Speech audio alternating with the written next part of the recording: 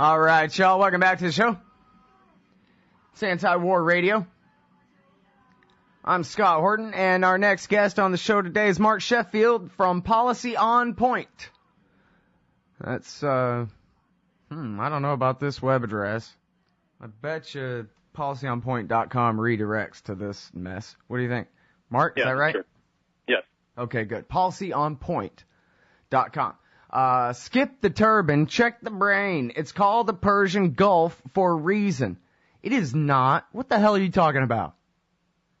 Well, right now, I mean, every time you turn on the news, it's always just bombarded with this news about Iran.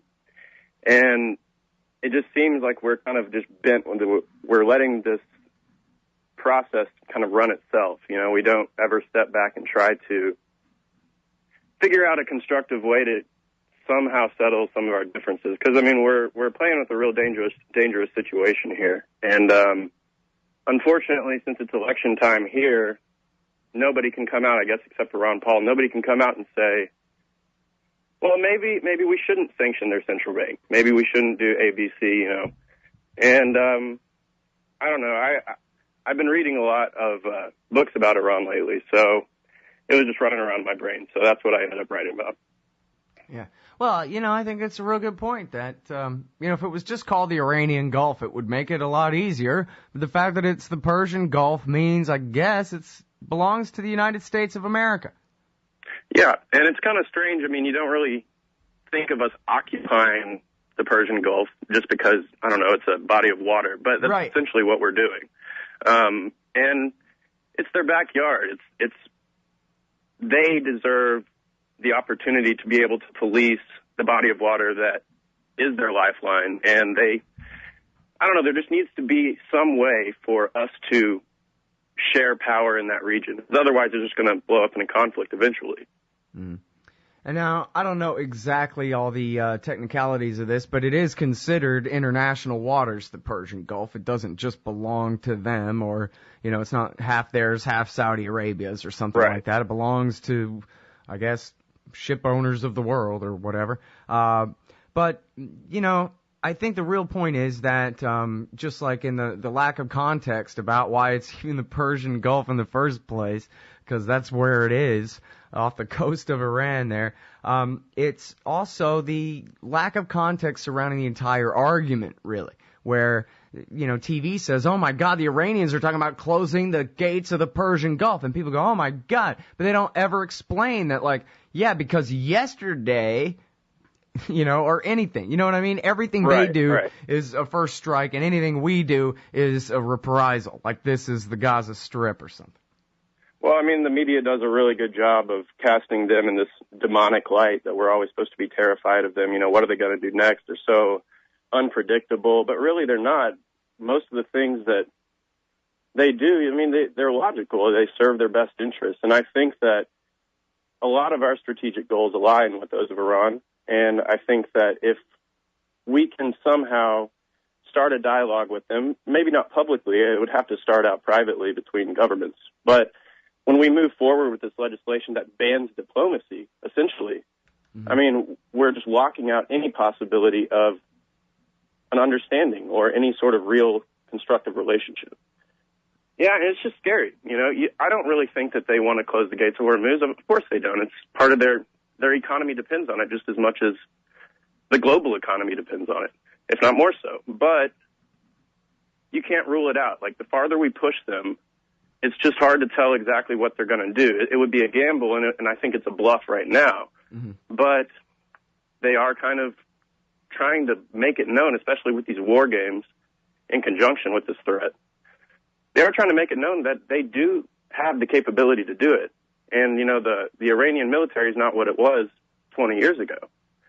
They've got considerable firepower around the Gulf, and it's just dangerous. It's a dangerous game to play with them right now. Well, and, it's got to be really frustrating to be the head of any foreign state in the world that America picks a fight with when you got to take into account that the American people don't know anything about it, and they're only going to understand what they're told by TV today, and that's only the 5% of people who even care enough to watch the news and even know what the even have an interest in what the situation over there is for the most part. And so they really can portray this when, for people who, I don't know, say the average Brit probably understands that this is simply the Iranians saying, hey, look, if you guys start bombing us, or if you make it impossible for us to sell any oil in the world, which Flint Leverett was on the show yesterday saying they'll still be able to sell for China, so they're not necessarily saying that sanctions on the central bank would lead them to do this. Just that kind of thing if it went too far, if it was it's just more successful. One atop the other. But I mean, basically what they're saying is, hey, look, we could fight back in a couple of ways. That's all they're saying. And it's being treated on TV as though Iran is threatening preemptive war against America or some crap like that. They're treating it like a declaration of economic war when it's a realistic reaction. If somebody was doing that to us, we would flex our muscles a little bit, and let them know that you can't push us around forever. And given all of the things that we've been doing to Iran in the last few years, go back to Stuxnet, the assassination of all these physicists, these random things just blowing up here and there all around Iran, and this drone, which is a really interesting story. I don't know, but they haven't really done anything in response yet. This is kind of, they've even been almost like I write in the piece, they've almost been accommodating. They've been angry about it, but they haven't done anything to try to incite a response from us or Israel. And this is just kind of like they're telling us to kind of slow down because we are going a little bit too far here. And I think that, they already have control over a large part of the region. Maybe not on the geographic lines on the map. It's still Iran. But we have to take into account that their sphere of influence is slowly expanding, and especially in Iraq. Like just yesterday when I checked out the news, they were talking about how these different blocs in the government are going to Iran to try to negotiate some sort of settlement between Maliki and the vice president that he issued an arrest warrant for. Mm-hmm. And that's just the beginning of this. That's like one of the first public instances where you can see Iran coming in and directly affecting policy in Iraq. Well, hell, Garrett Porter reported it back in the days. It was the Iranians, the Revolutionary Guard, who negotiated the compromise for Jafari from the Dawa Party between Sadr and the Supreme Islamic Council of the Hakim faction back in 2005, and then negotiated the switch over to Maliki in 2006, and then negotiated the ceasefire between Muqtada al-Sadr and the Iraqi army in 2007. That whole war was for them, and they've been running it since at least 2004 over there. Right. I mean, they've had their hands in it, but now when I go on the BBC or some other real mainstream news sites, you see these that usually, the mainstream news sites will not run a story like that. Now it's just public. Yeah, we can't solve the Iraqis' problem, so where are they going to go? Iran, of course. That makes sense. But they're trying to say, this is what happens when America leaves, without having to admit that that's because this is the way America made it while we were there. Exactly. And we had those really bad attack bombings all across Baghdad earlier, I guess about a week ago. And we're gone essentially. We have our huge embassy. We have some mercenaries or whatever, trainers. But you can't trust the brand new Iraqi military to take over that country and control it completely. They need Iran's help, and we need to let them help. Yep. It's too late to undo it now, ain't it? Yep. You'd think, hell, it's been too late for quite a long time now. All right, hold it right there. We got Mark Sheffield on the phone from policyonpoint.com. All right, y'all, welcome back to the show. It's Anti-War Radio. I'm Scott Horton, and I'm on the line with Mark Sheffield from Policy On Point. Skip the turban, check the brain. It's called the Persian Gulf for a reason. And, you talk in here about Iran's ability to fight back a little bit were this thing to get too far out of control. And I think you really just only need the one word, and you found it. Silkworm. That's the reality of a possible war with Iran right there. Yeah, I mean, they have, the estimates differ, but they have over, the bottom level estimate is they definitely have over 50 to 60 Silkworms buried around the Persian Gulf, and it's just it's an anti-ship cruise missile, range of several hundred kilometers, but since it's in the Persian Gulf, the range is not that big of an issue. But we do have the countermeasure systems on our ships, but the carrier is about the biggest target you could possibly hit. I mean, it's the easiest target you could wish for. And if you just barrage our fleet with Silkworms, some of them are going to get through, regardless of what kind of countermeasures we have. Well, I'm the furthest thing from the expert, and I don't know how much you know about it yourself, but I am under the impression that those things are supersonic. Yes. So that's not just a cruise missile, it's a supersonic cruise missile, and really the only defense that they have against that is Gatling guns. Right, and I think the Gatling guns, and I'm not an expert on this either, I'm constantly trying to just learn more, but it's my understanding. We need the war nerd over here, but I'm pretty sure that's what exactly. He says. That's where I started hearing about those Dongfeng 21s that he was talking about, but the Gatling guns are operated on radar, so it just tracks it and tries to shoot it out of the sky. And I mean, that's fine and good, but if they shoot 20 at a carrier, then odds are one's going to get through, or more than one. And also, I think was it the Brookings Institute that did that war game scenario where they put our fleet up against just massive amounts of small little fast vessels that swarm our fleet. Actually, not. That was an actual Pentagon war game back in 2002. Okay. And they got all mad because the guy who was in charge of the red team playing Iran, he sunk the fleet. And they said, you're fired, and someone hit reset and start the video game over again, please, because that's not fair for you to transmit your messages by courier on motorcycle instead of calling up the National Security Agency and giving them all your plans.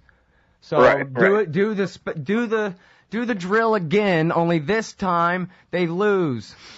Right. And it's just... And by the way, the Brookings war game had a catastrophe as well, just a different catastrophe. Okay. Well, I mean, either way, it just seems like, regardless, they are able to fight us with much cheaper weapons. We keep the Fifth Fleet there, that's fine. And that's billions and billions and billions of dollars worth of ships. And in reality, they could beat us with cruise missiles and fast ship, like fishing vessels. So, if it comes down to it, even if we do, somehow like put it in quotation marks, win in a conflict against Iran, what would the end result be? We'd probably lose some of our fleet's damage, maybe have some of it sunk. And the real danger would be, in addition to closing the Straits of Hormuz, is if they start attacking Gulf Arab oil infrastructure. Because when the Iranians came out and threatened to close the Straits of Hormuz, Saudi Arabia and the rest of them were, that's fine, we'll just offset that loss if they actually do that. And actually caused oil prices to fall a little bit, kind of interestingly. But either way, a lot of that infrastructure and the terminals in the Gulf are pretty susceptible to these, asymmetric tactics, the cheap bombs, drive just a speedboat into one of these things. And that would be the real catastrophe, is if they closed the Straits of Hormuz and there were significant attacks on other Gulf Arab oil infrastructure in the region. Well, the Fifth Fleet's just sitting there most of the time in port or major portions of it, and there's, I don't know how many Marines are sitting there on Bahrain. Yep. But, I mean, that's the last line of defense. Without the Fifth Fleet there, then the Iranians could pretty much do whatever they want, except for, the Gulf Arabs do spend a lot on their military. I just read this morning that we're selling Saudi Arabia another $30 billion worth of F-15s. Great. Mm-hmm. But, at least those work. We're selling the Japanese the F-35s. Poor they're bastards. going to regret that one. But, yeah, I mean, it's just a mess, and it's almost like we're infants just yelling at each other, and we can't just sit down and think for 1 second and realize that we have a lot of things in common and that our goals should strategically align. And part of that is just due to our politics. If we don't recontextualize what a national security threat to Israel is, then every single election cycle that comes around, we're going to have this same Iran bashing every single time. And it's gotten old for me after a while. It's just irritating. Yeah. Well, you're telling me. I mean, the pretext has remained the same. I've debunked it for 5, 6, 7 years straight on this show. Like, in specific, ever since I started reading Doc Prather back in 2003 or something, 2004 maybe. And I'm really sick of it, because no matter how much debunking I do, it never really changes the argument in the way it's conducted. And you're right. I mean, what it comes down to, as Jeffrey Goldberg reported in The Atlantic, Ehud Barak, the defense minister, labor leader, and Benjamin Netanyahu, the prime minister, Likud leader, both admitted to him that, no, they're not afraid of Iran launching a nuclear strike, even if they had nukes, against Israel in a million years. That's just a lie for the rubes. What they're afraid of is that there might be a brain drain where young Israelis move away and live in America instead of in Israel. Or, get this, I love this one, Hezbollah could be emboldened up there in southern Lebanon, which means what? They would be better able to repel an Israeli attack like they've already proven they can without Iranian help? Well, what are they even talking about? And for this, the whole rest of the argument is that, oh my God, they're going to nuke us all. Like Michelle Bachmann says, us too, not just Israel, but us too. Any day now is the argument, while the leaders of Israel admit that they believe no such thing. Yeah, and it's honestly painful to watch these debates, because I mean, I'm no expert. I can only read so much, and that's, I've only been really paying attention to this sort of stuff for a few years now, so I'm trying to, learn more and more. But I feel like an expert when I watch those Republican debates, and it shouldn't be like that. Right. I should be trying to learn from our statesmen as opposed to being infuriated that they seem to know absolutely nothing about the region. And it seems like they look at that area as some sort of monolithic entity, where we think that Iran, one of the oldest civilizations in the world, would sacrifice their civilization to some abstract form of conquer Israel for the Palestinians. It just doesn't make any sense. And the whole argument is baseless. And it seems that, of course, Ahmadinejad doesn't really help the case when he comes out and says publicly ridiculous things, ad nauseum. But that's one thing that it's just hard to wrap your mind around Iran. And I'm not totally there yet either, because it's really confusing. They say one thing, you don't really know if they mean it or not. And it's tough. So, but I think it is very important to realize that, they use Israel as a standard, to rally people to them. And they want to slowly break down the Sunni-Shia divide, which they already have to some extent in some parts of the region, in Syria and Lebanon in particular. But it's just we can't think of them as some country full of terrorists. And that's what it seems like the Republicans and also Obama now, that's what is politically tenable at the moment.